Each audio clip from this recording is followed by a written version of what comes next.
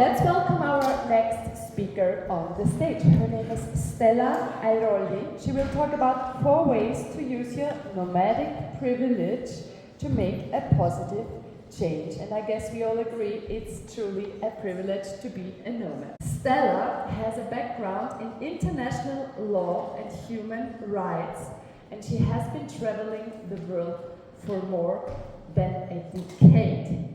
She has traveled primarily in underprivileged countries. She founded 22STARS to aid local communities in Uganda, sending 500 kids to school and giving microloans to their families. I'm very, very curious what she will tell us. So let's welcome Stella on the stage.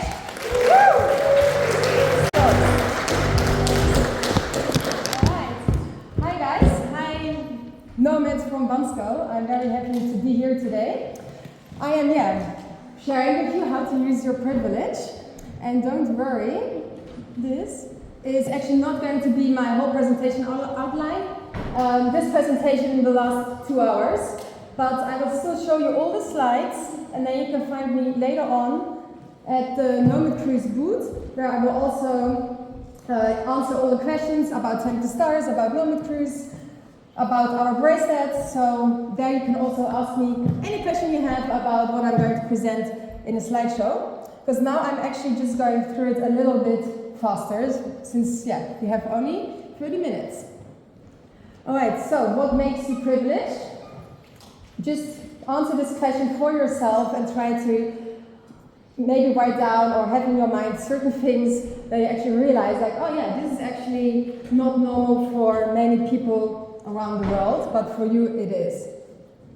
Then also a lot of people, they always think, why are there so many global inequalities in the world, and why do we actually need to help, for example, people in Africa, if we can also help people at home? So, of course, I'm not saying we should only help people in Africa, of course also at home, and sometimes people in Africa are even better off than people at home. But what I really want you to realize is that we are living in one world, one planet, and we are really, really connected with each other. So if things go down the road in, let's say, China, it will also affect us here, and vice versa. Obviously, there are many reasons. So we don't choose with what privilege we come into this world, but all of us, we really have the power to see what we can do with the privilege that we have. And in my presentation, I will show you 4 ways that I actually started to use the privilege that I have. One is by making a purchase, the other one with your own business, the third one with a charity, and the fourth one while traveling. And today I will put the focus a bit more on number 3 and 4. So number 1 and 2, I try to speed it up a bit. But again, I hope that I finish on time, that we will have time for questions. So you can ask either question then or later. My background is already enough from the introduction. This is me when I was 6 years old. I was born in Germany and I moved to the Netherlands. And I did not become a pianist, obviously. I became a Dutch lawyer in public international law, specialized in war crimes, with a focus on children's rights, actually. Because when I went to the Netherlands when I was 6 years old, I got separated from my brother. And during my childhood, I had a lot of ups and downs. And I always thought that children have no voice. Especially I, as a kid, thought that I didn't really have a say about anything. So that's why I specialized in children's rights.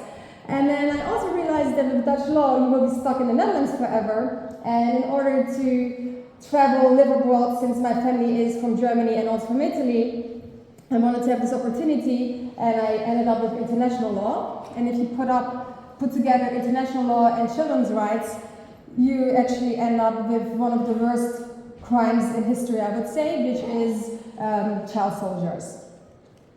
And that's why I went to Uganda the first time in 2009. So this one I will skip, it's just my story.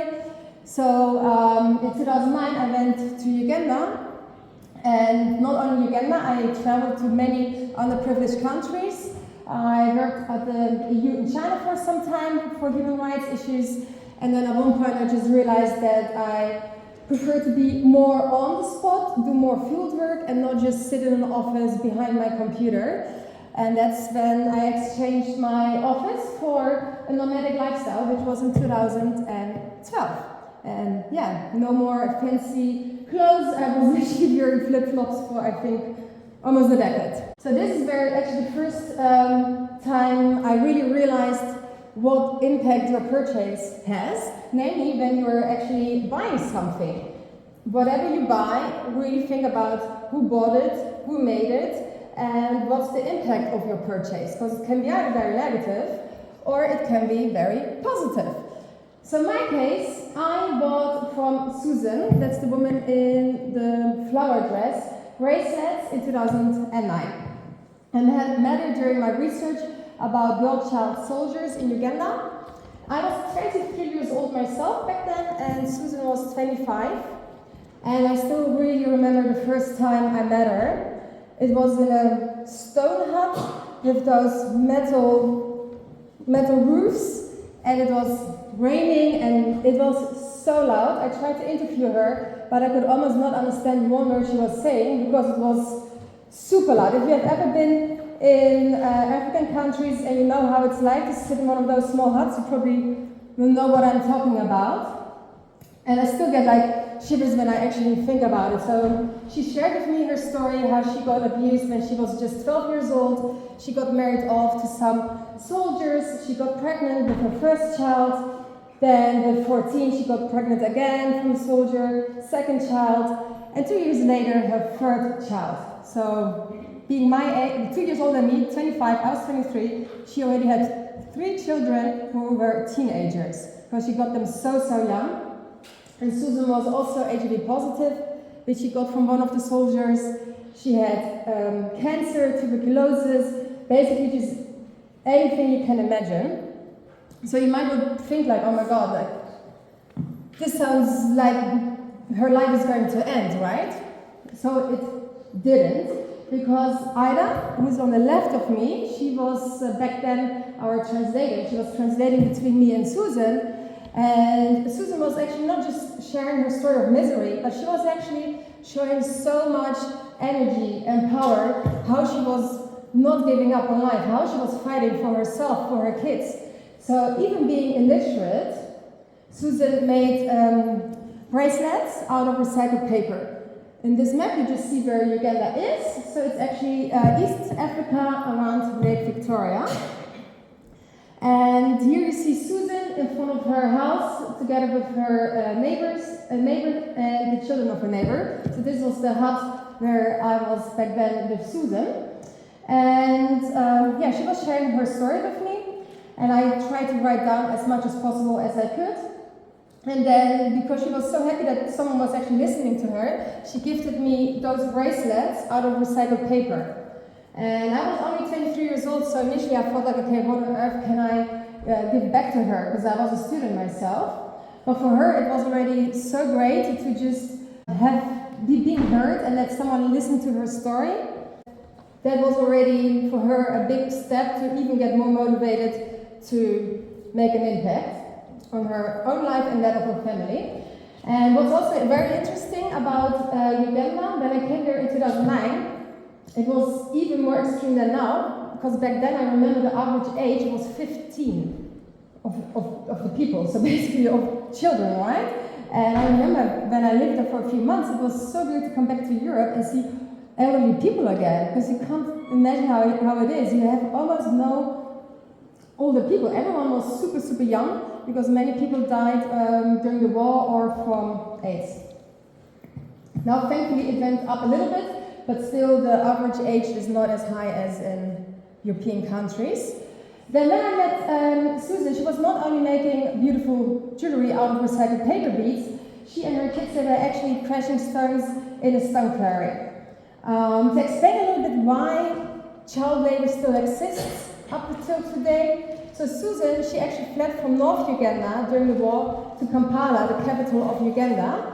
And North Uganda and Kampala, they have a different culture, different language.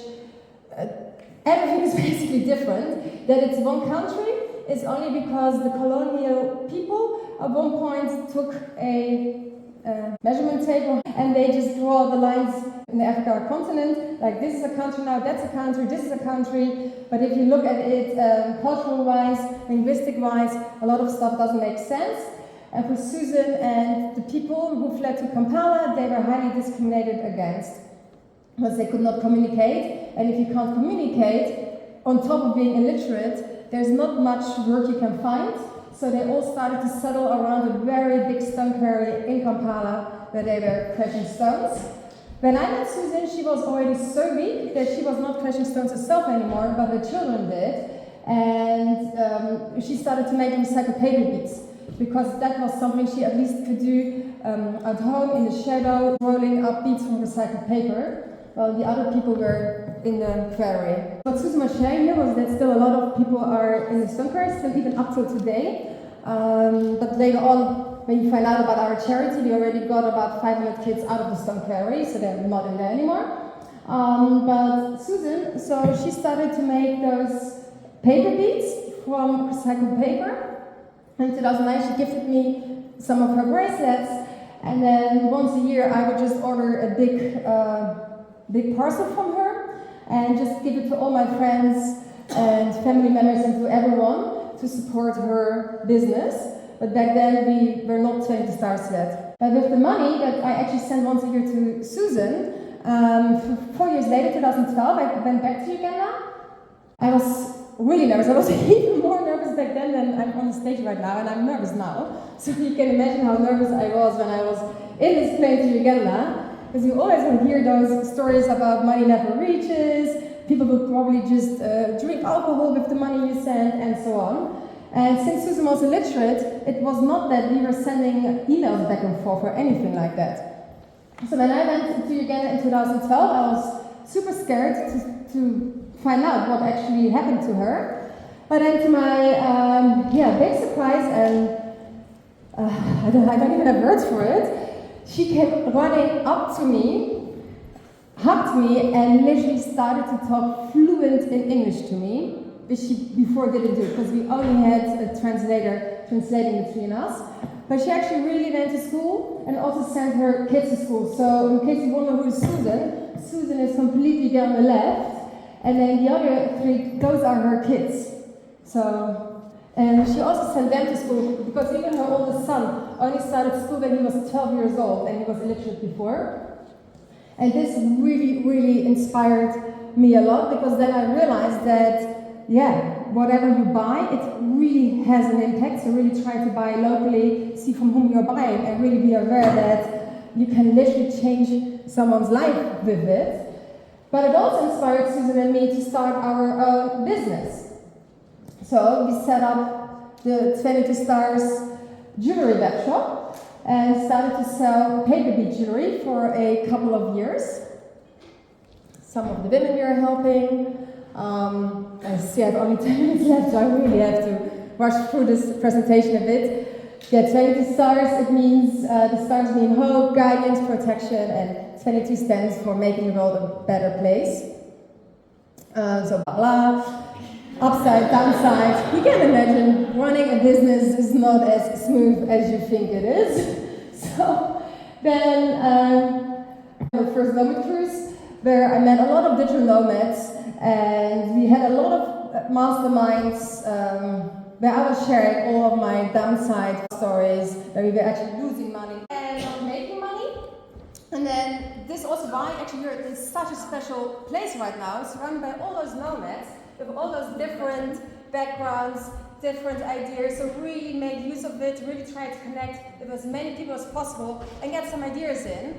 Because after all those masterminds and brainstorm sessions and going to all the talks and workshops, I actually realized that in our case, it's better to have a charity and not be constantly dependent on the Western market. Because the women were still not really independent. It was still like, Stella, did you sell our jewelry? No, I didn't. Why not? Well, it was raining. No one showed up. Oh, okay. So I had a feeling that I was not impacting them as much as I wanted. So I started a charity. But of course, before actually I switched to this topic, I don't want to discourage people to have a social business. So also when you have your own business, try to think about it. Who do you employ? Where is the product coming from? What type of paper do you use? Or do you actually need to print everything? Can you do stuff digital? If you have coffee in your office, where is your coffee coming from? And so on. Our success story is actually still our bracelets. That product still works quite well. You can also find them at the booth outside of the Nomad Cruise people. But the other stuff that I can share more about it another time. So yeah, now about the charity. So in addition to our product-based model, we started the donation-based model. And our focus is entrepreneurship, education, and local leadership, especially entrepreneurship as well, because I always wanted to start a social business to help people out of poverty by making sure that they actually help themselves. And with a charity, I always thought like, okay, you're just dropping money there, and then what? People become dependent on your donations. But then thanks to this masterminds with the nomads, they said like, well, actually you can still keep doing also the business side of them, but focus more on local businesses. So nowadays, the women are not producing jewelry for the Western market, but they're actually producing clothes which they sell in Uganda. Or they're making, for example, school uniforms for the children in Uganda. And they run anything from hair salon to butchery. They sell at the market vegetables, they just do everything that's possible. And we help them with it, with small business trainings, with microloans. And then, of course, we are sending their children to school, because most of the children, they're actually orphans. And then, of course, you cannot ask them to start working for their own school fees. And our team on the ground, they are actually Ugandan, and Francesca's our remote project assistant, and I'm also not that often anymore in Uganda. So our team is somehow nomadic remote as well. It really helped our charity to survive during COVID times, because many charities went down because they didn't know how to work remotely and online. And this was again thanks to the Nomad community that we set up our team partly remote, because one person works in Kampala, the other one in Jinja. Francesca works from, well, wherever her laptop is. I work partly in Uganda, partly also from anywhere. But yeah, we set up everything in Google Drive, we have WhatsApp channels to organize everything, and that works pretty well. Okay, 6 minutes left. So by now we are sending 500 kids to school. Whenever people are a sponsor, we send them school reports 3 times a year. And as I already mentioned, we also help the parents of the children so they also stay connected. So, another cute video of the kids. Yeah, we have a lot of programs with the children, so we don't only send them to school, we do a lot of things with the whole community.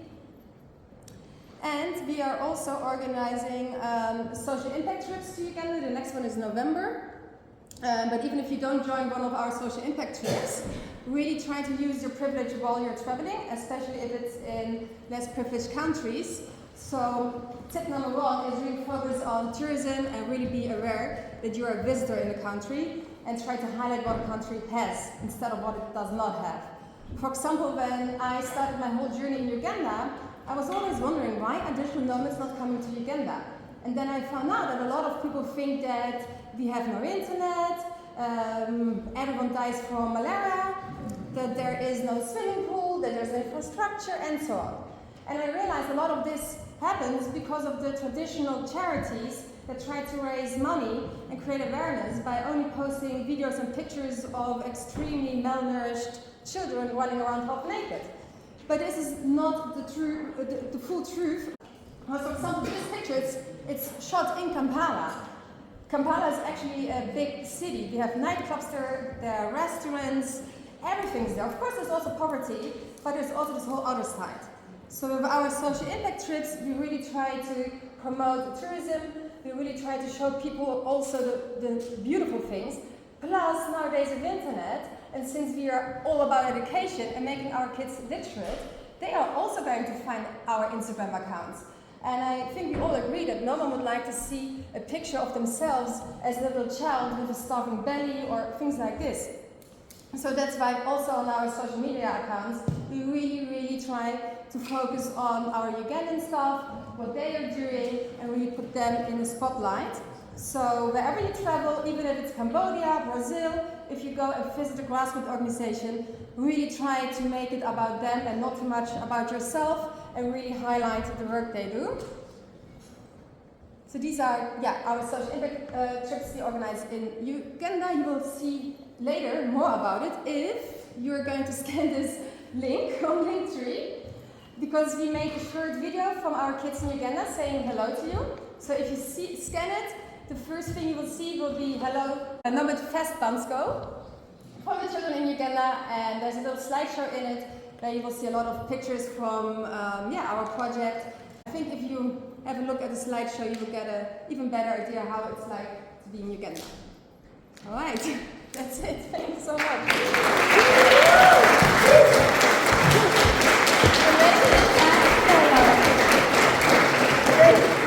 Thank you for impacting the world in such a beautiful way. Thank you. How much time a year would you say do you spend in I Uganda? used to spend for 10 years, 6 months, but since 2 years we worked intensely with a business coach and consultant to get me out. Because I was really scared that with all my digital nomad hobbies like kite surfing, I might would die at one point, and then people would not know what to do. So I planned my escape since 2 years now, and I must say it's working quite well.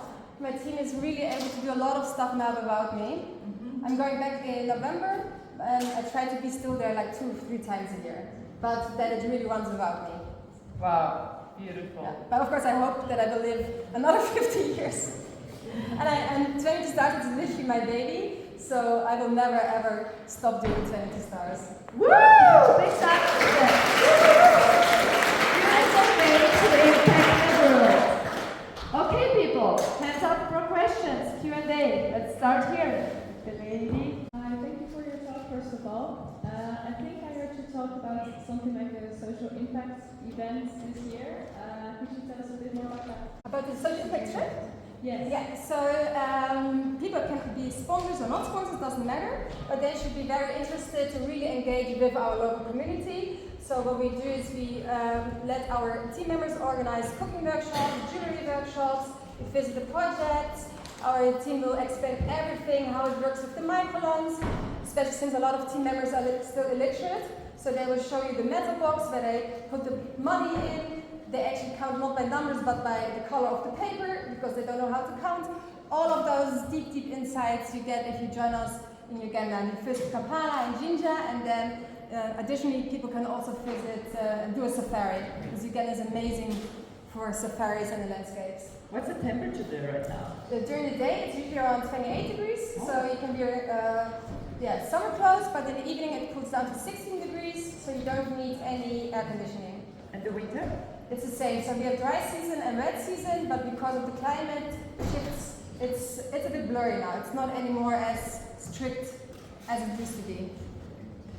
Other questions? Raise your hands. Yeah. I was wondering about microfinance. There is a lot of organizations that do that.